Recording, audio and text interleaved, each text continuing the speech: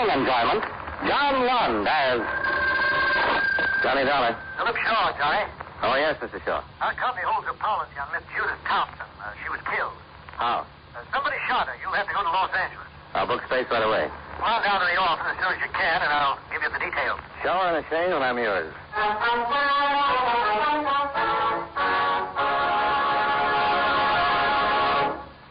We'll return to our program in a moment. But first, I'd like to say a few words about jamming. And I don't mean Mother's Preserve. During wartime, it has frequently been the practice of an enemy country to jam our radio communications. That is, to cut into our broadcasting with broadcasting of their own so that our radio messages cannot be received with any degree of clarity. There was a time when our civilian radio broadcasts were jammed too, unintentional though it was. As you can imagine, it was quite a mess, and still could be. Can you imagine what would happen today if there was no coordination among our many radio and TV stations? Or if the telephone companies didn't cooperate? When radio broadcasting first began in our country, each station chose its own call letters, power, and spot on the dial. It wasn't long before 2 or 3 stations would try to come in on the same spot, and the poor listener couldn't understand a thing he heard. So, to get things organized, the Federal Communications Commission was born. Licenses were issued to each station and to qualified operating engineers. The same thing now applies to TV stations. Today, a radio or TV station may request certain call letters, and if no one else has them, the call letters are issued.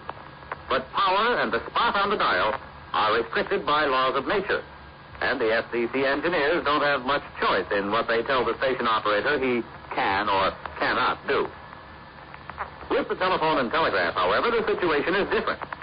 The FCC makes sure the rates are fair both to the company and to the consumer, and that all the independent companies work together so that someone in Japan or Germany, for example, can call someone else in New York with practically no delay or trouble.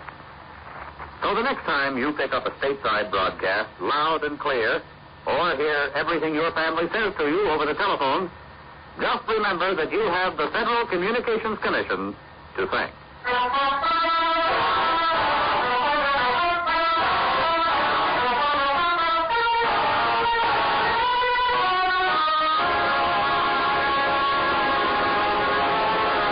Account submitted by Special Investigator Johnny Dollar to Home Office, National All-Risk Insurance Company, Hartford, Connecticut. The following is an accounting of expenditures during my investigation of the Black Doll matter. Expense account item 1, $189.95. Plane fare and incidentals to Los Angeles, California. I arrived at 10 o'clock the morning of the 12th and went directly to Hollywood, where I registered at the Wentworth Hotel. Then proceeded to Central Division Homicide and Lieutenant Brickford. Got a teletype this morning that you were coming, Dollar. Supposed to give you all the help I can. Oh, I'll be glad to have it. Can you tell me something about the dead woman? Well, shot once with a .38 in the chest. Killed between 1 and 2, night before last. Any suspects? We've been checking on the people she knew. Talked to several of them. Couple, Mr. and Mrs. Lyon, a girlfriend, Miss June Fisher. She'd seen her during the day, but can't tell us very much. The Lyons hadn't seen her for several days. They couldn't give us any reason why someone might kill her. We've got some more names we've got to run down. Boyfriend, William Carnes. Works for Timken Aircraft. And test pilot. Girlfriend says Carnes and the dead girl started seeing each other about 2 weeks ago, but she didn't believe it was anything particularly serious. She was killed in her apartment. Yes. Killer entered by back door and ripped the screen, but it wasn't robbery. Nothing was touched. Somebody just walked in and killed her. Yeah. That's the way it looks. Lab hasn't come up with anything that'll help so far. No prints. They got the bullet, but we need the gun. What did she do with that night? Well, that's something we still got to find out. We are pretty sure she went out. There were some clothes on the chair, slacks and a coat. Wouldn't wear the coat around the house. What about this boyfriend? I was going out to talk to him this morning. I wanted to check on him first. Pilot in the last war. Went to work for Timken right after he was discharged. Seemed like a pretty solid citizen. A lot of citizens are pretty solid until they kill somebody. Yeah. Well, you want to run out to the field with me? If you don't mind. Well, not a bit. Give me somebody to talk to.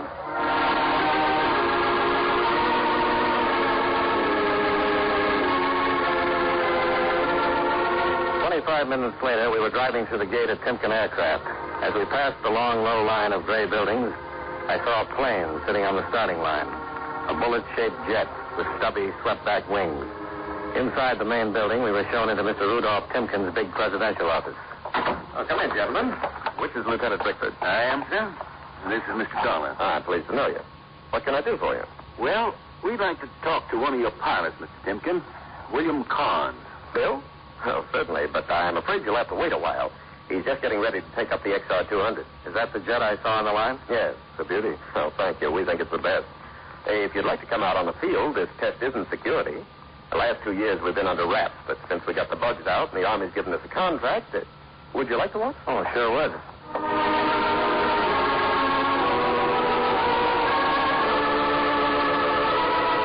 Timken took us out in the field, and we watched the jet take off and climb toward the west. It circled, climbing till it was out of sight. We kept watching and waiting. A cool breeze was coming in from the ocean, and the sun was warm on our faces. Finally, we saw it. Here he comes. Can't even hear him. He's traveling faster than sound. Do you fly, Mr. Dollar? Only when I've got an expense account. How fast would you say he's going? You'd be very surprised, Lieutenant. Even the Army was.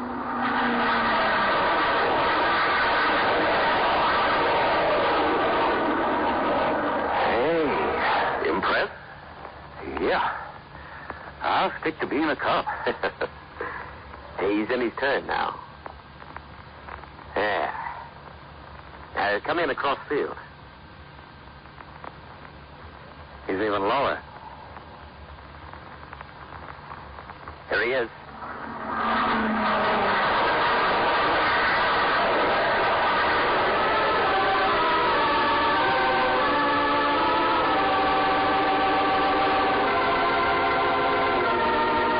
We waited on the field until William Carnes landed the plane. Then we went back to Timken's office. The president of Timken Aircraft gave orders for Carnes to report as soon as he could. And about 20 minutes later, the young pilot was shown in. Timken introduced us and then left. What can I do for you, Lieutenant? Just a few questions. Do you know a Miss Judith Thompson? Yeah, what's wrong? She's dead. Somebody killed her. Killed her? Don't you read the papers, Bill? Yeah, well, usually, but I've been so busy the last couple of days. She was killed night before last. What did you do night before last? Stayed home. Any way of proving it? Well, no, I live alone. I just stayed in. You don't think I killed her? You've known her for about 2 weeks, haven't you? Yeah, I guess it's been about 2 weeks. She's a nice kid. Awfully nice kid. Sorry about it. And you stayed home the night of the 10th? That's right. All night? Well, yeah. You'll find out sooner or later. No, I was with her. I took her out the night of the 10th, and I knew she'd been killed. But look, honest, I had nothing to do with it. Why'd you lie about it? Because I'm married. No, we're not living together. We're separated. My wife's living in Chicago now with her folks. Always kind of hoped we'd get back together, but if I got mixed up in a killing... You got mixed up the night you took Judith Thompson out? Look, I was lonesome. Judy was a pretty kid. I saw her about 6 times in 2 weeks. It helped. But I'm in love with my wife. I've always been in love with her. You can understand it, can't you? Sure. The night of the 10th, where did you and Judy go? To the beach. Went down on the pier and played a concession. When did you get home? I don't know. I guess about 11:30 or so. Yeah, somewhere about that time, 11:30 or 12. You go right home? Yeah, right home. That's true. Anything happened during the evening? Anything unusual? Unusual? Anybody following you? No. Did Judy seem nervous or anything? No, she was fine. She didn't act nervous or anything. Okay. Is that all? Yeah, for now. We'll talk to you again. All right, but I sure wish you wouldn't tell the papers. Tell the papers? What about me? Being the one who took her out that night. Would finish me for good with my wife. I wouldn't have a chance. Her family doesn't like me as it is. Why did you and your wife split up? My job. I don't really blame her. It's tough for a woman to sit around the house when her old man is flying new stuff. What am I going to do? I guess I love flying about as much as I do my wife. Just keep hoping she'll understand and... I don't know. It's a mess. Well, we'll see you later. Okay, Lieutenant. Nice meeting you, Mr. Dollar. Nice meeting you. We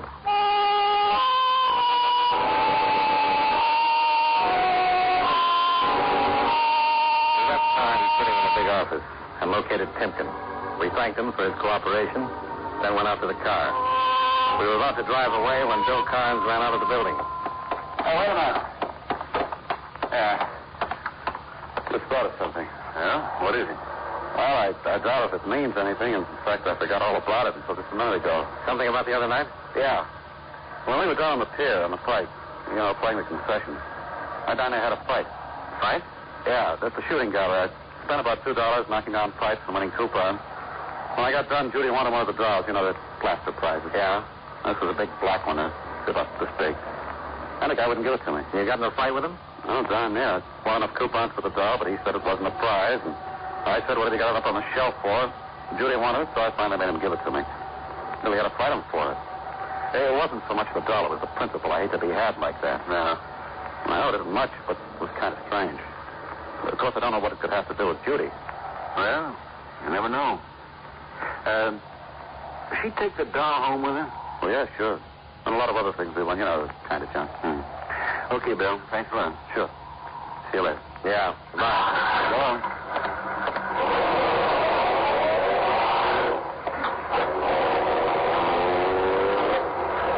Funny. About the fight? Yeah. She took the doll home with her. Why? Wasn't it in the apartment? No. All the other junk from the pier was. I remember it scattered all over the dresser. Scattered? Yeah. But no big black doll.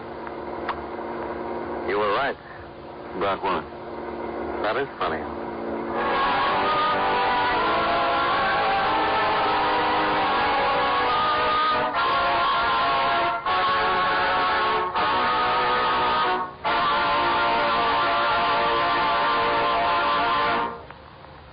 Many great men have attained the highest office in our land, the presidency of the United States. Can you guess the name of this man? According to historians, no other single man ever did as much for a country as this president did for the United States. After a brilliant military career, he was called from retirement to preside at a federal convention in Philadelphia, where he was unanimously chosen president. He was also unanimously reelected for a second term, but refused to run for a third. Although a Federalist, he named a man from another party, Thomas Jefferson, as Secretary of State. If you don't have his name by now, here are two more clues. During his presidency, the cotton gin was invented, and the first census was taken. Who was he? George Washington, first president of the United States. His life is part of your American heritage.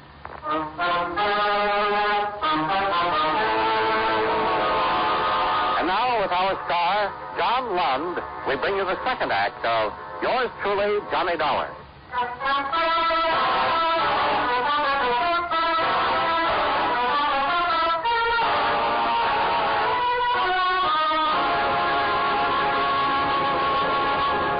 Lieutenant Brickford drove across town to the dead girl's apartment just off Franklin Avenue in Hollywood. A uniformed cop was still staked out at the door. He gave Brickford a casual salute as we let ourselves in. Yeah? Body was here. Shot from where? From over here. Position of the body and wound puts the killer somewhere in this area here. Which way is the back door? Through there. And here's the stuff on the dresser. Uh-huh. Everything you'd win at an amusement fair? Everything but a big black doll.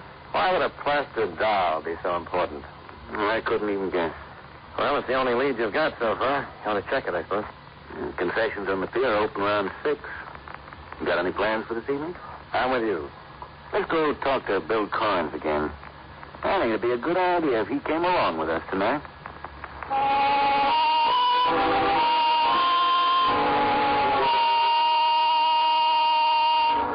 We left the dead girl's apartment and drove back across town to Bill Carnes' home near the Timken aircraft factory.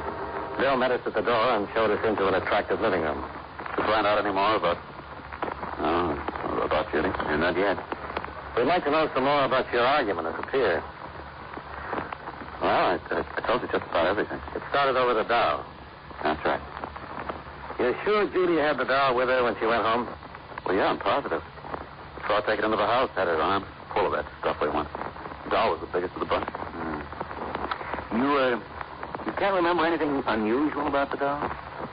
Unusual? No. No, I mean, it's just a big black doll about this big, holding an ashtray. You'd know this guy again? Oh, sure, I'd know. He runs a concession. At least he was the only one there. Well, can you go down with us tonight? To the pier? Yeah. Well, yeah, sure. You think the argument had something to do with Judy getting killed? We don't know. But that black doll wasn't in her apartment. It wasn't? Well, I saw her take it in with her. Well, it looks like somebody else took it out.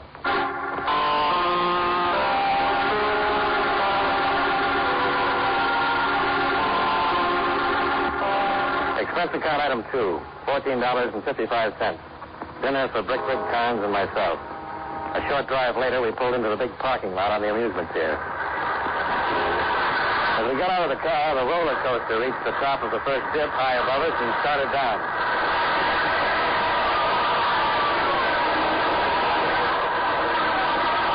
We crossed the parking lot and walked out on the pier. I haven't been down here in a long time. Where's the shooting gallery? It's down at the other end. We walked the length of the pier until we reached the shooting gallery where Bill had won the black doll. All right, step up and sign that up. The man running the concession was in his late 40s, short, stocky, and bald. We stopped a few yards away. Come on, boys. Let's see that thing to catch it all. Stop for Wiggles, son. That's the man? No, he's not the one. All right, come on, boys. Turn it up. There's 6 cents for a quart. What can we win? Anything on the shelf. On the top shelf, one just like it. How about the big black doll?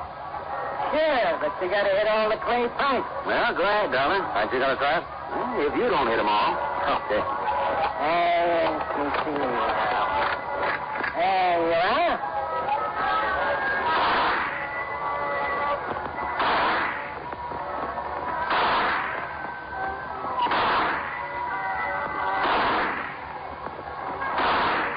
Hey, that's good shooting. You must have been in the army or something. You really knocked them down. Say now, boys, how about another round? No, I'll just take the doll. Sure, how about you boys not going to let him show you up now, are you? He already did. Another round and you can win a carton of cigarettes. Just the doll. Okay. There you are. The way you shoot, you could win anything I got here. You the only man who runs this place? Yeah, right. You weren't running it 3 nights ago. Oh, what do you mean? I saw a guy, younger than you, nasty disposition. He was here then. Oh, you mean Charlie? If that's his name. Yeah, he just works for me. Where is he? Why, that's an examination. We just want to know where he is. Oh? Are you a cop? Why? Hey, you act like a cop. You win yourself a dolly. Where is he? I don't know. He quit. When did he quit? Last night. What's his full name? Charlie Gilbert. Where can we find him? I don't know. He worked for you and you don't know where he lives? That's right. I gave him a job one night. Didn't ask him where he lived. Why did he quit? How do I know? Just quit. Said he was through and took his pay. Ain't nothing illegal about that, is there? You ever been arrested? Me? You. No. I want you to tell me everything you know about Charlie Gilbert.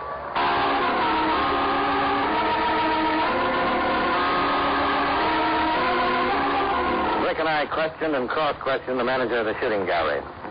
He said his name was Virgil Wellman, but he'd never seen Charlie Gilbert till the night he'd hired him 3 weeks before. He knew very little about the man, but readily admitted Gilbert had a bad temper. He swore he didn't know where Gilbert lived or what he did in his spare time. Well, we left the pier and drove Bill home. The lieutenant dropped me off at my hotel.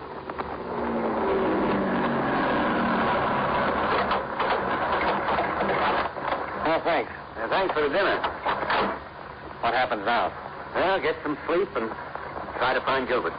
Well, you got a pretty good description. Yeah. I put out an APB and take the mugs. Just might have a record. I'm going to check on that guy at the shooting gallery, too. I think I've seen that face somewhere. What are you going to do with the doll? Have the lab look it over? Bet you don't find anything. Then I'll give it back to you. You want it. Gee, thanks. It's just what I always wanted. It's nice. Good night.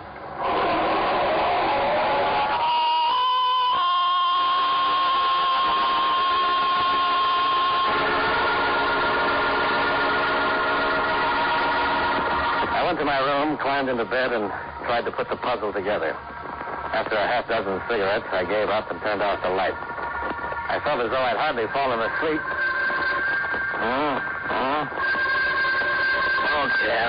Okay. Yeah. All right, sure.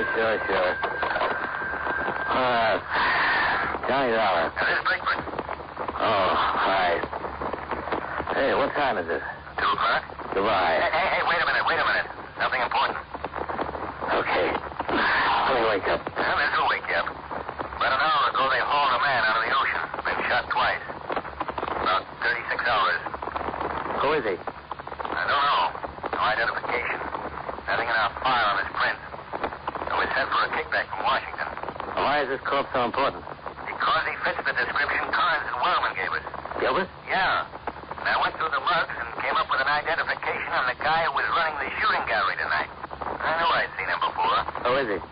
Right name's Virgil Shelton. Wellman's an alias. Got a narcotics record. Served 5 years. Only been out for a couple of months. Well, that sounds interesting. How about the dead man you found in the ocean? Carnes coming in to make an identification? Already sent for him. You coming down? Right away.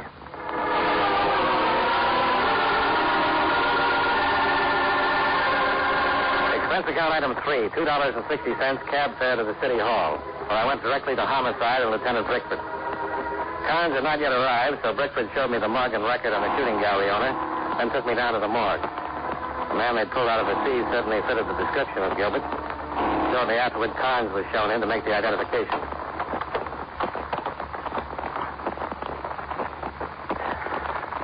Yeah. That Gilbert?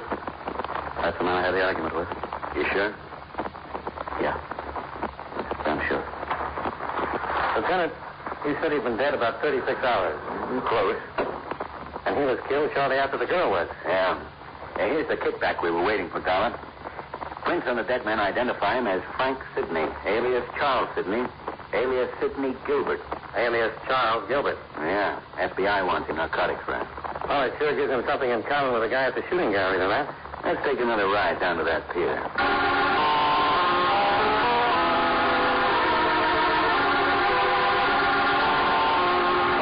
Well, we had our first positive connection. Both of the men who worked at the shooting gallery had federal records and were wanted on narcotics raps. Now all we had to find out is why the girl was killed, who did it, and how did the missing black doll figure. Brickford told Sergeant Hardy to take Carnes home. Then we went down in the garage and climbed into the lieutenant's car.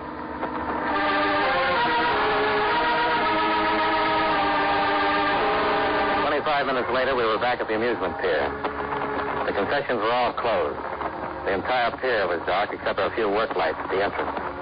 We walked to the shooting gallery and stopped. Could be a front. Yeah, it could. The lab find out anything about the doll? No thing. Well, remind me to give it to you. Yeah, I'll tie a string around my finger. Yeah, let's take a look around back. You know, I got a hunch. About the doll? Yeah, probably the same one you've got. Suppose the doll Carnes had the argument about was supposed to be picked up by a particular party, expected about the time Carnes arrived. Yeah. That doll you won tonight's hollow. Big space. Could hold a couple of bindles. Nice way to pass the stuff, huh? Oh, hold it. Boat coming in at the end of the pier. Come on. Let's take a look. You got a gun? Yeah. Might just be a fisherman. Might, but I doubt it. Better take it easy. The boat was pulled up to a small landing where a ladder led down from a spot a few yards away from us. We got down on our hands and knees and crawled to the pier railing for a better look. Below us, we could make out 2 men in the boat and 2 on the landing. One of the men in the boat stood at the wheel while the other passed a large crate to the men on the landing.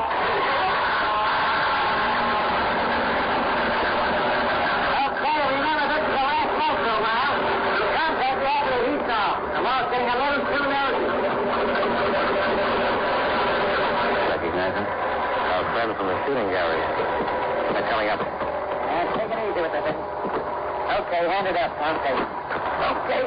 Now let's get out of here. We gotta be in Fresno by 7. Hold it right there. Look out! Look out!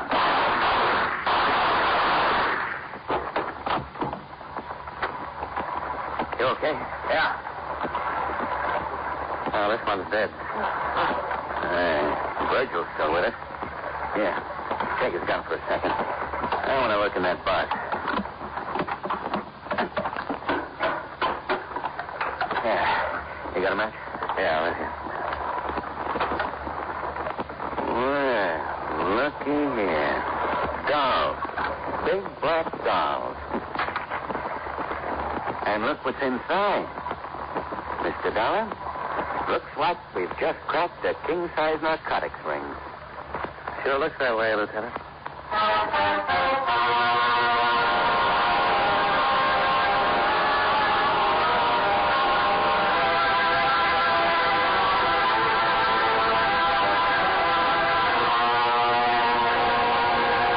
Virgil Wellman lived long enough to tell us the whole thing. Once a week, one of the big black dolls was passed through a pickup. The night Carnes had the argument was one of those times. Gilbert knew he couldn't take a chance on a fight that would bring the police, so he gave Carnes the doll, closed the shooting gallery, and followed. Judith Thompson surprised him in the act of stealing the doll, and he had to kill her. Virgil Wellman knew Carnes would be able to identify Gilbert, and with a murder, the police would be sure to investigate. So he killed Gilbert and dumped him off the pier.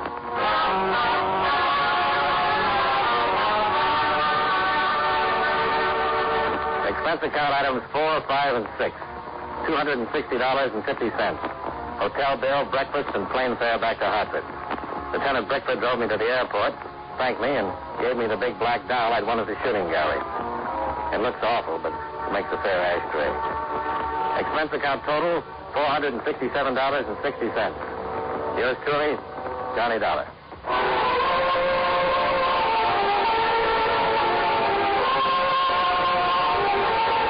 Ep174 presents. You've been listening to some of the best in radio drama.